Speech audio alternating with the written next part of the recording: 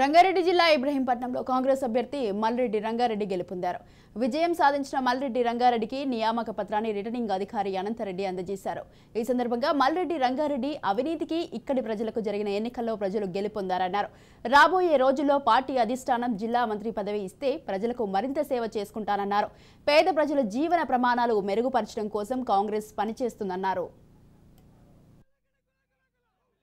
ఇచ్చిన మా ఇబ్రహీంపట్నం పార్టీ నాయకులకు కార్యకర్తలకు ఇబ్రహీంపట్నం నియోజకవర్గ ప్రజలందరూ కూడా ఏకతాటిన పెద్ద మెజార్టీ ఇచ్చిన మా అక్క చెల్లెళ్లకు మా అన్నదమ్ములకు పేరు పేరున హృదయపూర్వకంగా వాళ్ళందరికీ కృతజ్ఞతలు తెలుపుతున్నా. ఈరోజు పోరాటం జరిగేది ఇబ్రహీంపట్నం ప్రజలకు అవినీతి అక్రమాలు చేసినటువంటి ఇక్కడ 15 సంవత్సరాలు ఉన్నటువంటి ఇక్కడ ఉండే కిషన్ రెడ్డికి మధ్యలో ఎన్నికలు జరుగుతున్నాయని చెప్పిన అదే జరిగింది. ప్రజలు గెలిచిండ్రు, అవినీతి పరులు ఆక్రమణదారులు ఓడిపోయిండ్రు.